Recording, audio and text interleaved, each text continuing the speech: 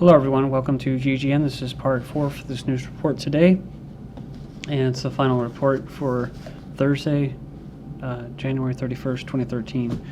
Okay, so I'm going to continue here. I kind of didn't want to split this off where I was going to be cut off there. That's actually what happened. My thing just kind of crashed. So, vast majority of gun owners would defy ban poll shows. So we're just talking about the Green Berets saying that they would basically, they wouldn't support any kind of form of gun control, and they wouldn't comply with it. So, vast majority of gun owners would defy ban poll shows if the government were to pass an unconstitutional law purporting to ban firearms. 2/3 of Americans with guns in their household say they would defy the lawless legislation and refuse to comply, according to a recent poll conducted by Fox News. Even the majority of Democrat and liberal gun owners would refuse to surrender their weapons, the survey revealed. Most Americans also believe that more guns in the hands of law-abiding citizens, not gun bans, would help reduce crime. We have 67% of Texas Republicans want Obama impeached, so if Democrats are serious about trying to blah, blah, blah, I don't care about that crap. So it says here, of greater concern for liberals, the poll was conducted by the left-leaning Public Policy Polling. As a whole, Texans opposed impeachment 50% to 39%. But breaking it down by party affiliation, with Democrats opposed 83% to 12%, Republicans in favor 67% to 18%, and independents opposed 54%.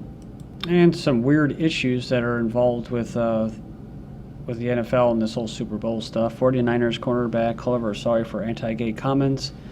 Says the cornerback apologized Wednesday night for anti-gay remarks he made during a Super Bowl Media Day interview earlier.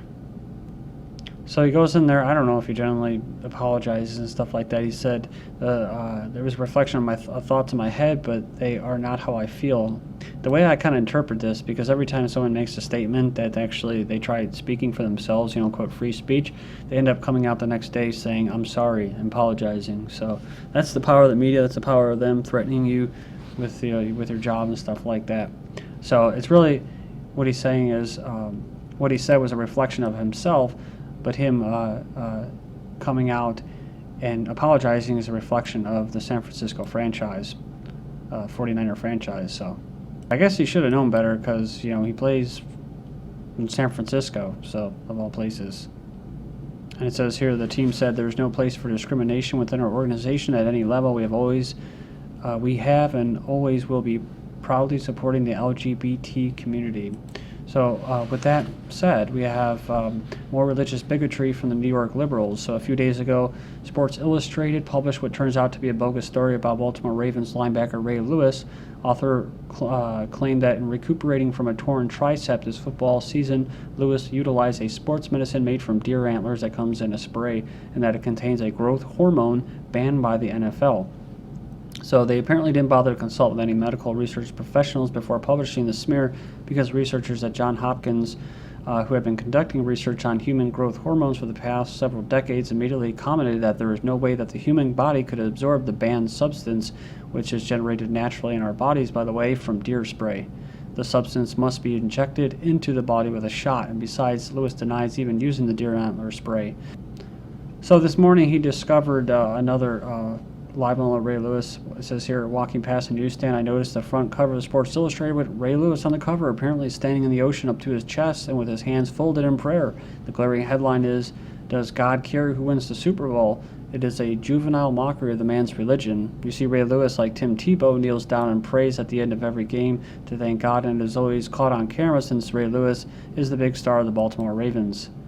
The religious bigots in the media trashed and ridiculed Tim Tebow mercilessly for this, but Lewis is such a football icon that apparently it took a little longer for them to work up the balls to attack him.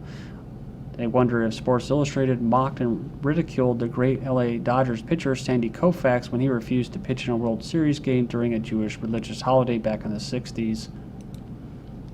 Coke ad called racist. New ad portrays Arab Americans as stereotypes. So here we go again.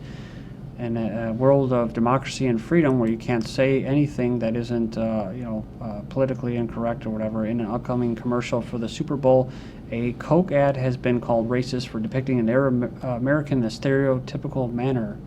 They released the ad online that has led up to the most watched television programs in all of America. The Super Bowl is now under fire with the Arab American Anti-Discrimination Committee, whatever. So it seems to be a lot of those committees on anti-discrimination and stuff like that.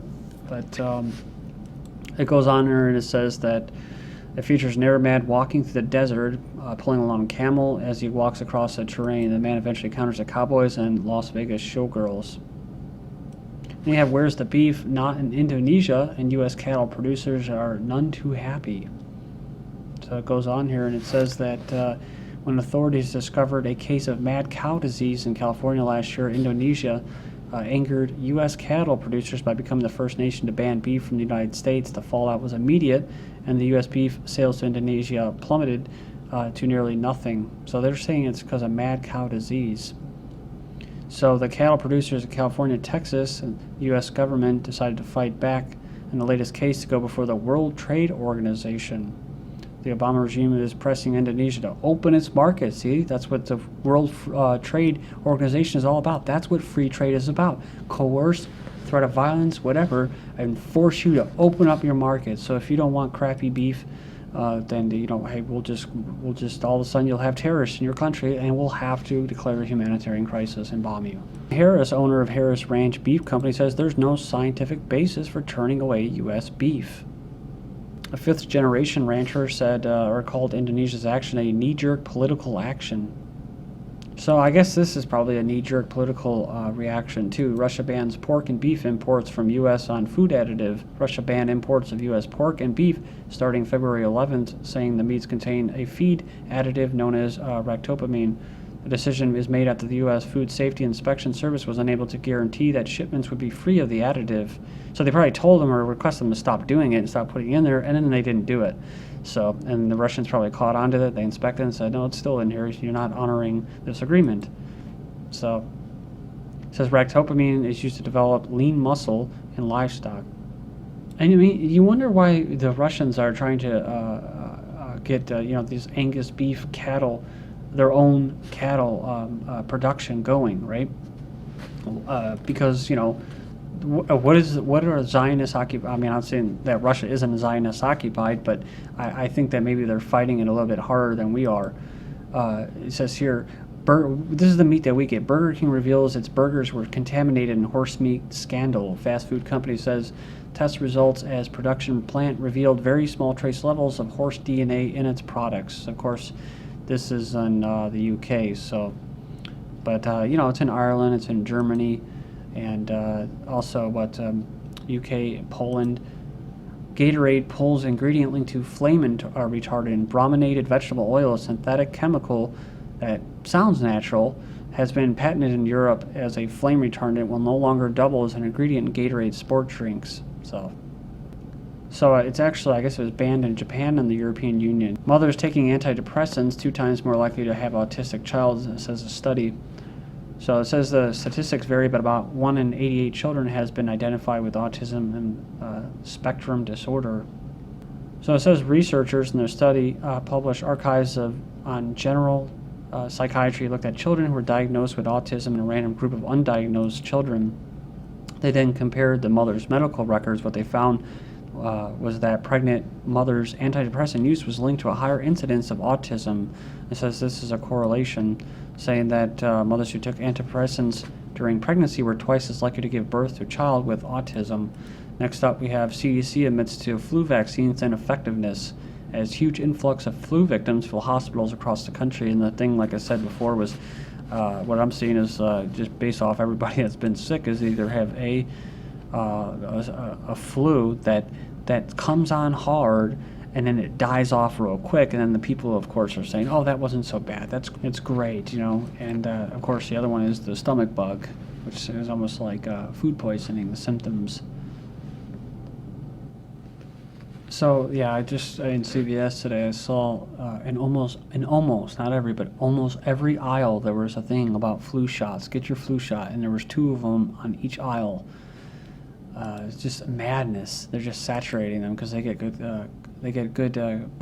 profits from those flu vaccines at CVS and Walgreens and that. Freeze lifted on bird flu virus research. Scientists who created a mutant bird flu virus will resume the controversial research after taking a year-long break amid fears the bug would escape the lab or fall into terrorists' hands. So they just let it die down, bury the story, and then they go back to it. They probably already were working on it. They're just telling people that they just told people now that they're doing it.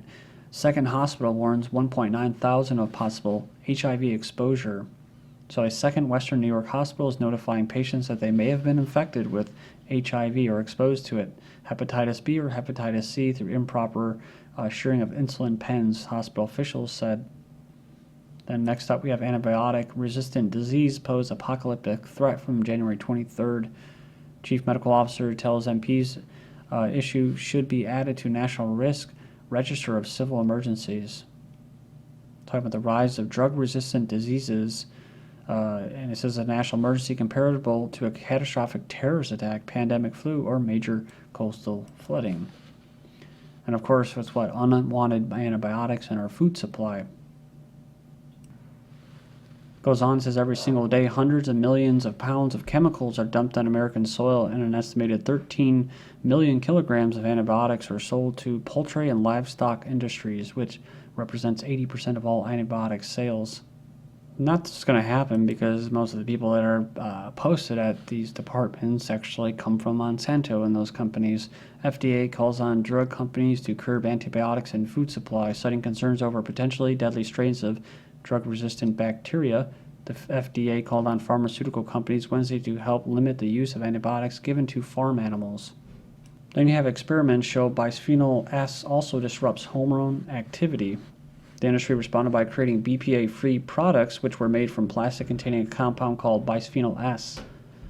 So it goes on here, says BPS is now known to be used in everything from currency to thermal receipt paper, and widespread human exposure to BPS was confirmed in 2012 in an analysis of urine samples taken in the U.S., Japan, China, and other five other Asian countries. But according to a study by University of Texas, goes BPS also resembles BPA in a more problematic way. It says, like BPA, the study found that BPS disrupts cellular responses to hormones, estrogen, changing patterns of cell growth and death, and hormone release. It says, also like BPA, it does so at extremely low levels of exposure. Then we have sperm qualities declined by 38% in a decade, and a poor diet and lifestyle could be to blame. So even in young men, sperm concentration fell by an average of 2% every year. It went from 70 million spermatozoids per milliliter in 2001 to 52 million, so 72 to 52 million in about 10 years. Figures worrying as nearly danger level of 40 million where conception becomes difficult. So that's pretty good stuff right there then, and that's all by design, of course, by our masters. The poor are more likely to be obese, says health minister. Says death of the dinner table means more eat junk food in front of the television. Poor families are more likely to be obese, a health minister has said. It goes on here and it says it's because of an abundance of bad food in their homes. It says it's deeply ironic that in the past, poor youngsters used to be skinny runts because they were so malnourished. They say it's almost impossible to guess a person's background by their size these days. Interesting because she says it's the parents' primary responsibility of ensuring their children ate properly. But the problem is that, you know, you have GMO food and they're not labeling it. And then, of course, you got poor people. How many poor people do you know that are eating organic food unless they actually grow their own food, which is very hard to do.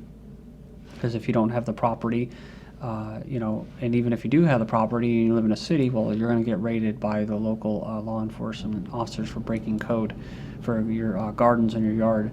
It says this is how the food industry makes Americans fat and hungry. This is from January 2nd, 2013. Inundated with foods and drinks that contain high fructose corn syrup, the U.S. food industry is largely at fault for driving up obesity rates since the cheap sweetener inhibits the brain from regulating the body's appetite. This high fructose corn syrup affects the region of the brain that regulates appetite.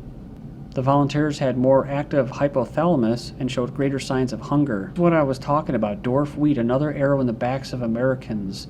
That's right, another genetically modified staple food aimed at creating more inflammation, illness, and obesity. But it doesn't just have this super starch that is super fattening, it has a super drug that is super addictive and makes you crave and eat more. And the irony is that a study's finding that people that are overweight or obese tend to be depressed, and those that are depressed tend to get obese. But hey, don't worry for the elites, right? Geneticists discover a way to extend lifespans to 800 years, but unfortunately, most of you won't be a part of that. This is GGN. I'm Darko. Thank you.